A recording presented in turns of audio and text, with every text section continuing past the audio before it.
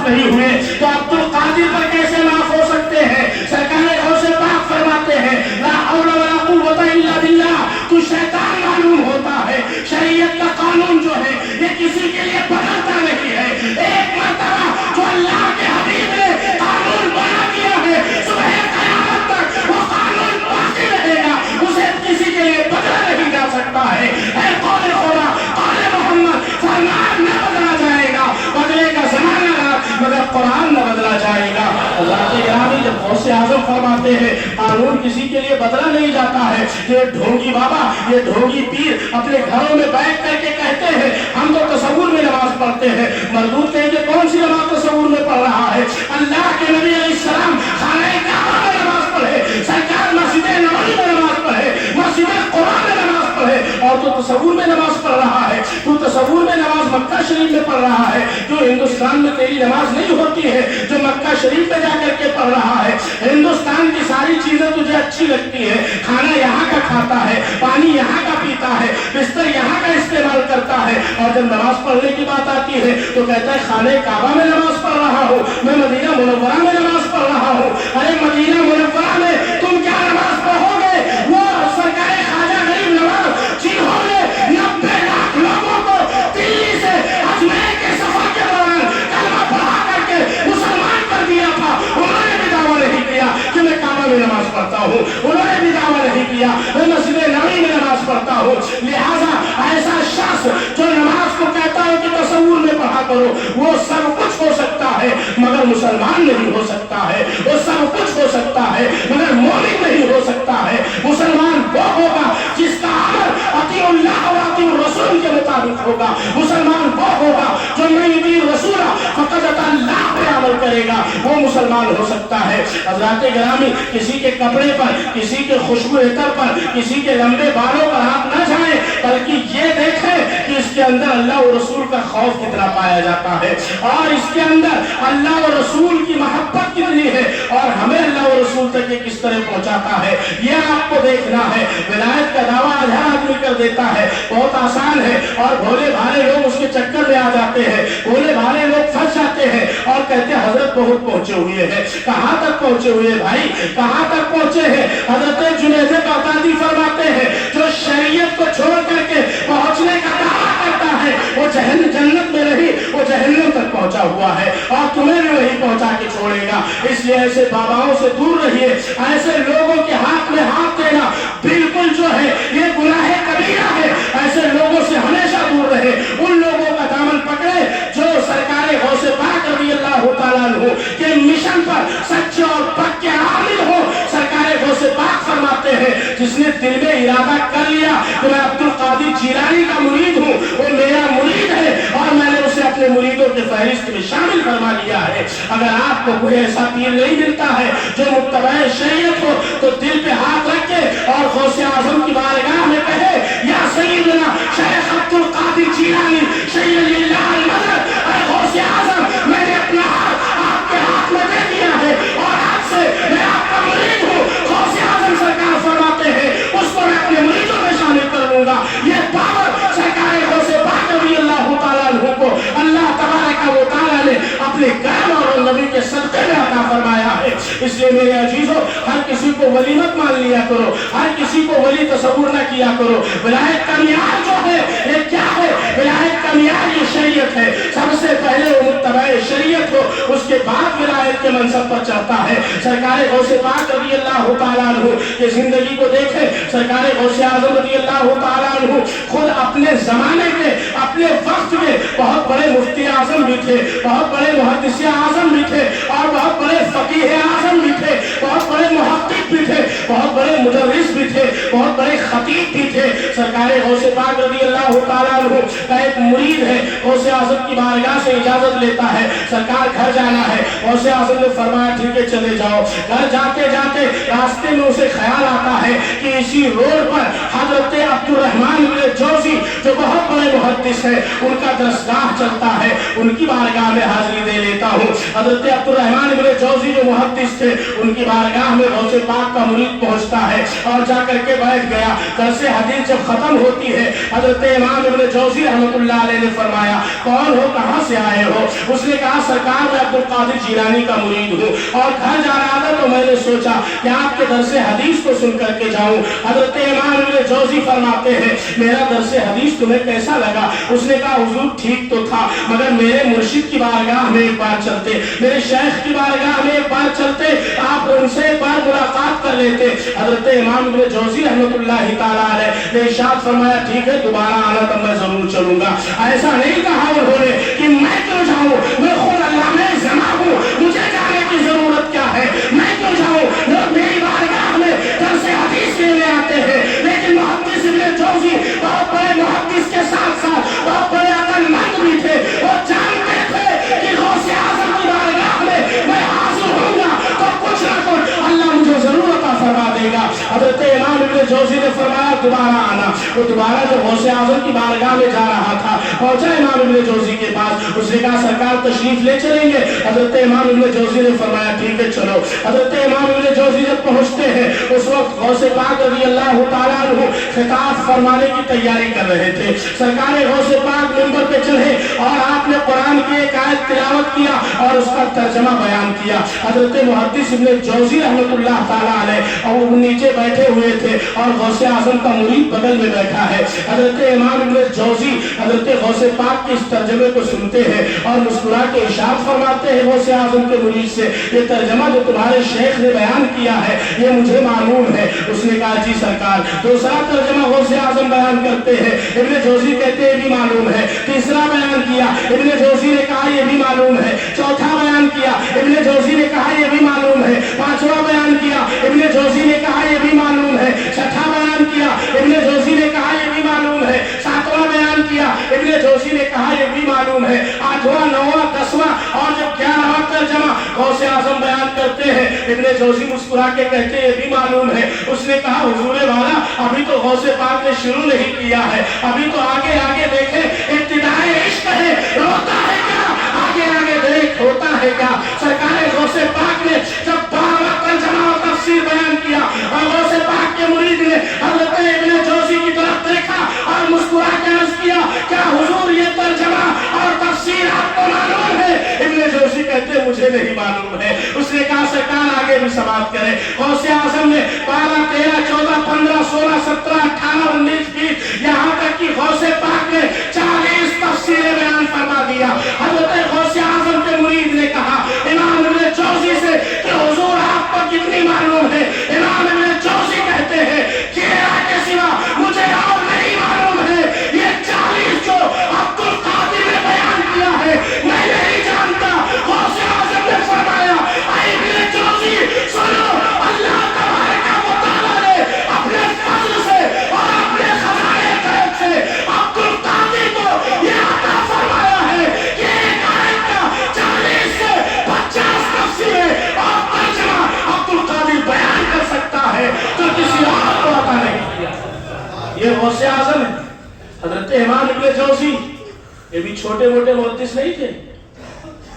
आज के जमाने में कलम चलती है पेन वाला जिससे हम लिखते हैं, जो इसमें उम्र दराज है वो जानते होंगे। पहले के जमाने में लकड़ी का कलम चलता था, उसे छीलना पड़ता था।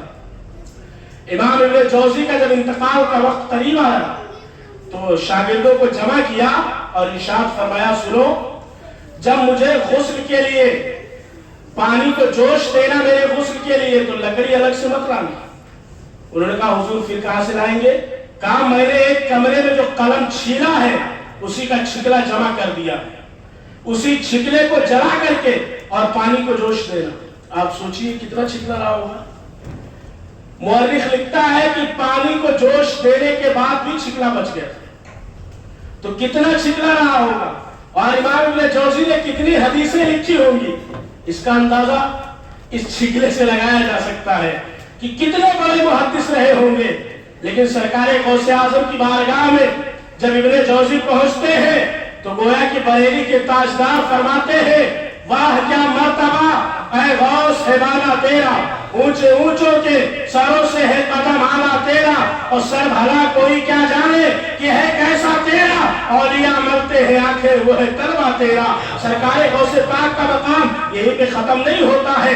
आपने सुना होगा, आपको पता भी होगा कि 4 मसलक है, हनफी, शाफई, मालिकी, हम्बली, ये 4 मसलक है और चारों में से किसी एक की तकलीद करना यह अहले सुन्नत वल जमात पे होने की दलील है। चारों में से एक इमाम है जिनका नाम हजरत इमाम अहमद इब्न हंबल है और इन्हीं इमाम अहमद इब्न हंबल के मुक़ल्लिद सरकार गौसे पाक रज़ी अल्लाह तआला अन्हु है। सरकार गौसे आज़म की ख़ाब पे हजरत इमाम अहमद इब्न हंबल तशरीफ लाए और आने के बाद कहा, अब्दुल कादिर, मेरा जो मसलक है हंबली, उसके पैरोकार कम होते जा रहे हैं और अल्लाह और रसूल का मंशा ये है कि क़यामत तक इन चारों मसलक को जिंदा रखा जाए। इसलिए अब्दुल कादिर, अगर तुम मेरे मुक़ल्लिद बन जाते हो तो अब्दुल कादिर तुम्हारे मानने वालों की तादाद सैकड़ों में है, लाखों में है, सब मेरे मुक़ल्लिद हो जाएंगे और मेरा मसलक जिंदा रहेगा। सरकार गौसे पाक रज़ी अल्लाह तआला अन्हु ने हज़रत इमाम अहमद इब्न हंबल की तकलीद किया, जबकि गौसे आज़म सरकार इतने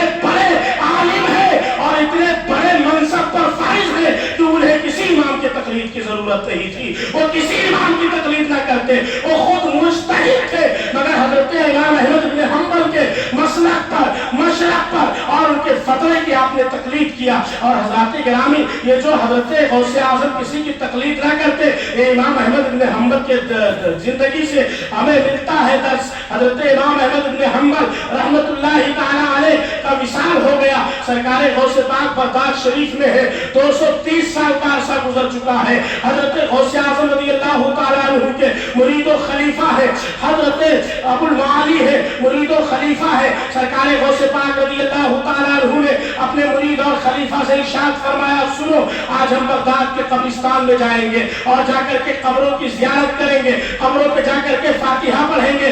गोया कि कब्र की ज़ियारत करना ये सुन्नत नबी भी है और सुन्नत औलिया भी है।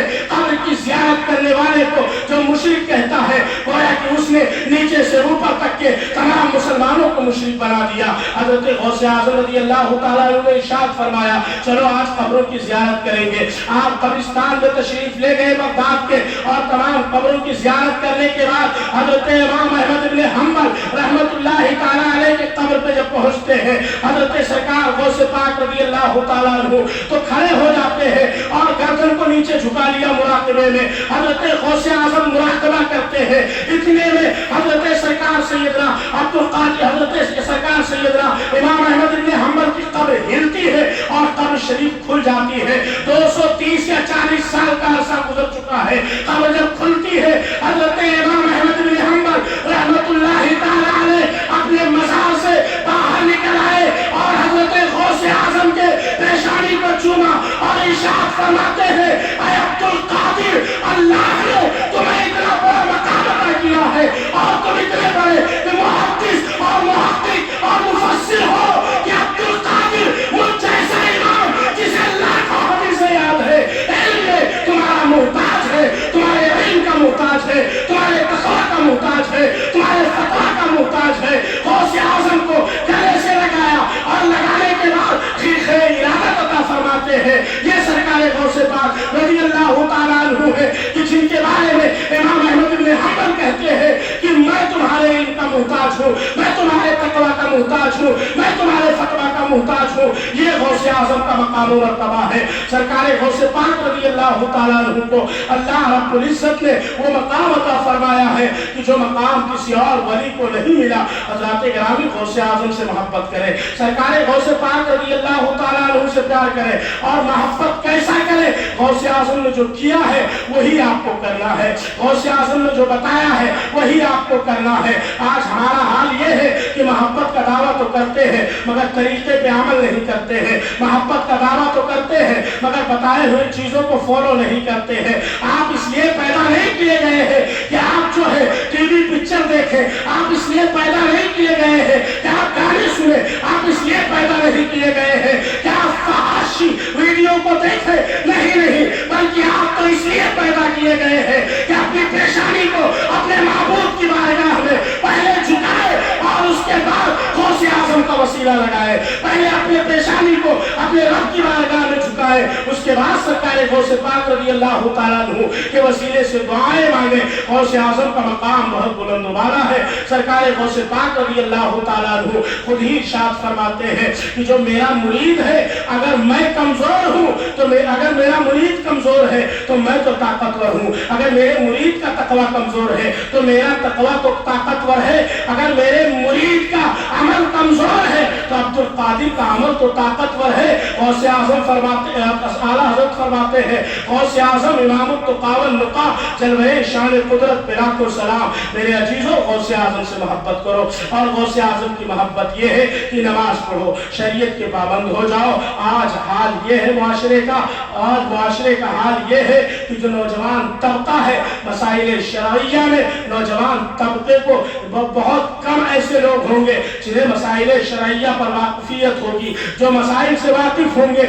एक बात याद रखिए, तकरीर जो है ये आपके अकीदे को संभालने के लिए है, मगर मसाइल जो है ये आपके अमाल को संभालने के लिए है। जहाँ आपका अकीदा दुरुस्त होना चाहिए वही आपका अमाल भी दुरुस्त होना चाहिए, दोनों का दुरुस्त होना ये बहुत जरूरी है। इसलिए मेरे अजीजों, मसाइल शरइया पढ़ो।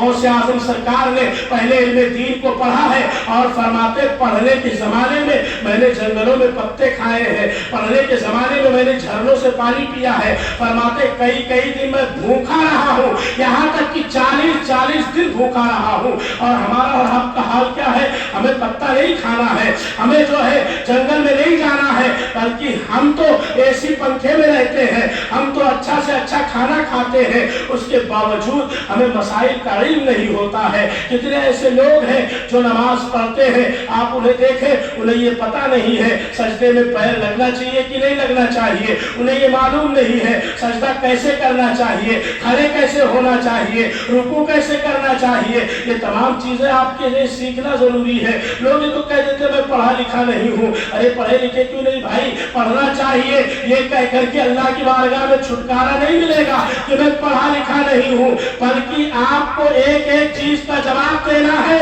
जहां आप बैठते हैं आधा घंटा और टाइम बर्बाद करते हैं, उसका भी आपको जवाब देना है। मस्जिद में बैठे हैं, किस लिए बैठे हैं, उसका भी आपको जवाब देना है। इसलिए मेरे अजीजों, गौसे आजम का मिशन और पैगाम यही है कि आप इल्म हासिल करें। आज हमारी कौम इल्म से नाआशना है, आज हमारी कौम इल्म से लापरवाह है, उसे इल्म के मामले में मालूमात नहीं है। यही वजह है कि जब कोई किसी से सवाल पूछता है, बताओ तुम्हारे नबी के दादा का नाम क्या था, सोशल मीडिया पे सारी चीजें आती रहती है, वो कहता है हमें पता नहीं है। अरे तुम्हें यही नहीं पता अब्दुल मुत्तलिब नाम था, नाना का नाम क्या था, वो कहता है पता नहीं। तुम्हें यही नहीं पता वहाब बिन अब्द मनाफ नाम था, दादी का नाम क्या था, फातिमा नाम था, ये पता नहीं तुम्हें, नानी का नाम बर्रा था, ये तुम्हें पता ही नहीं है। बताओ मुझे कितने अफसोस की बात है कि जिस नबी के नाम पर जान देने की हम बात करते हैं, उस नबी के नानी, नाना, दादी, दादा और माँ बाप का नाम हमें पता नहीं है। यह अफसोस का मकाम है, यह अफसोस की बात है। इसलिए मेरे अजीजों, आप तालीम हासिल करो, इल्म हासिल करना ये बहुत जरूरी है। अल्लाह ताला हम सबको इल्म दीन सीखने और उस पर अमल करने की तौफीक अता फरमाए। जैसा कि मस्जिद में मैंने ऐलान किया था कि बच्चों की तालीम का इंतजाम किया गया है। इंशाअल्लाह ताला जो बच्चे पढ़ने आते हैं उन्हें मंडे के दिन बैग दिया जाएगा मस्जिद की तरफ से। वो नौजवान जिन्होंने इंतजाम किया है, अल्लाह उन्हें सलामत रखे। आप अपने बच्चों को तालीम के लिए भेजे। एक चीज मैं और अर्ज करना चाहूंगा मेरे भाई, कुरान शरीफ पढ़ना ये इबादत का काम है, कुरान को समझना ये इबादत का काम है। लेकिन अगर कुरान पढ़ करके कहीं ये तर्जमा कर दिया वह जगह का दालन फहदा, नबी गुमराह थे इसलिए मैंने रास्ता दे दिया, तो फिर कुरान पढ़ने का कोई फायदा नहीं होगा। फिर आलम यह होगा युदिल्लु बिही कसीरों व यहदी बिही कसीरा, बहुत से लोग इसी को पढ़ के गुमराह हो जाते हैं। इसलिए अपने बच्चों को कुरान और दीन की तालीम उनसे दिलवाएं जिनके अकाईद दुरुस्त हो, जिनके नजरियात दुरुस्त हो। अगर अकाईद दुरुस्त नहीं है, नजरियात दुरुस्त नहीं है, तो लाख दुआ बिस्तर पे लेट के पढ़ते रहो अल्लाहुम्मा बिस्मिका व अमूतु व अहया, इसका कोई फायदा नहीं होगा, ये बेफायदा दुआ है। लाख बाथरूम में जाओ और दुआ पढ़ो और अल्लाहुम्मा इन्नी असअलुक अल्लाहुम्मा इन्नी मिनल खुब्सी वल खबाइस, इसका कोई फायदा नहीं होगा। फायदा जब होगा जब आपका ईमान और अकीदा और अमल ये सब दुरुस्त होगा, तब दुआ دعاؤں کا فائدہ ہوگا، بغیر عقیدے کے آپ کے دعا پڑھنے سے کوئی فائدہ نہیں ہے۔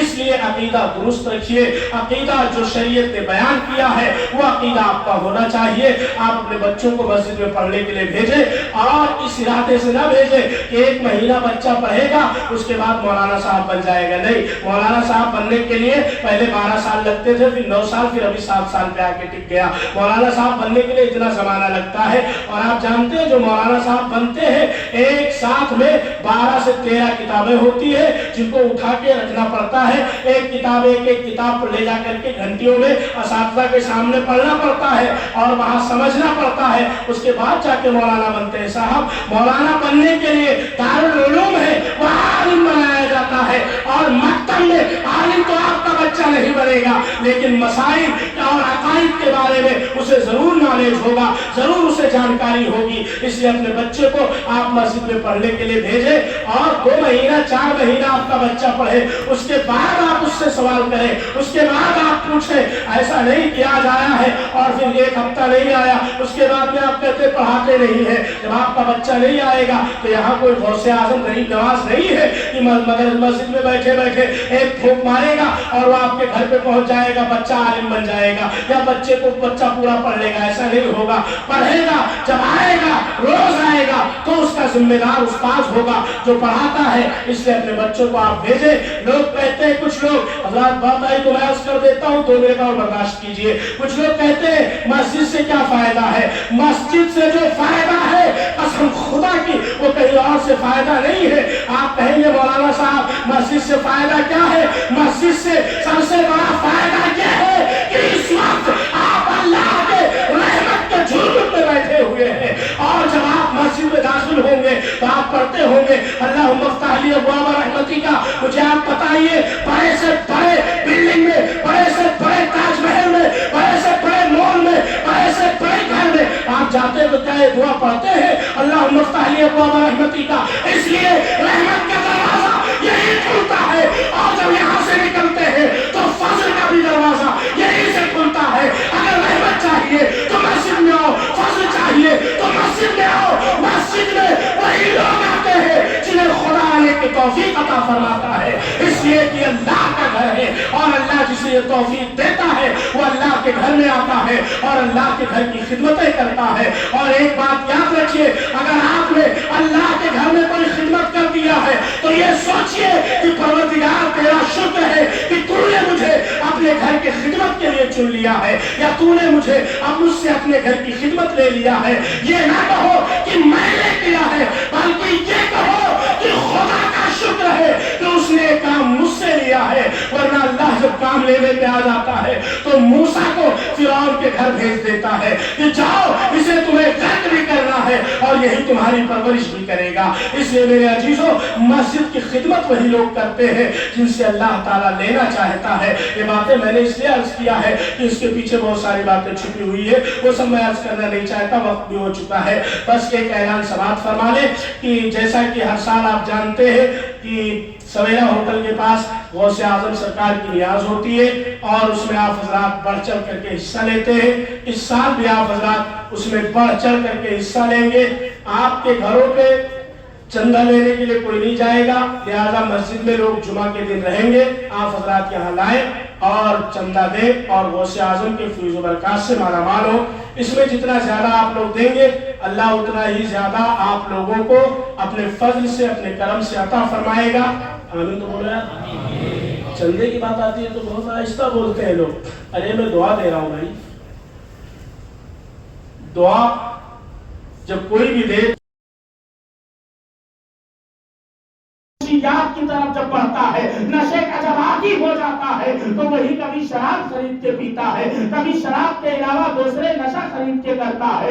یہ نشہ جو آپ خرید کے کر رہے ہیں، آپ کی دنیا بھی تباہ ہو رہی ہے اور آپ کی آخرت بھی تباہ ہو رہی ہے۔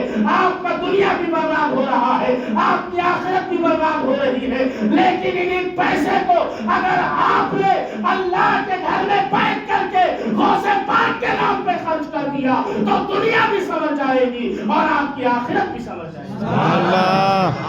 یہ میں صحیح کہہ رہا ہوں کہ نہیں کہہ رہا ہوں؟ اسی پیسے کو آپ نے غریب نواز کے نام پہ خرچ کر دیا، تو دنیا بھی سمجھ جائے گی، آخرت بھی سمجھ جائے گی۔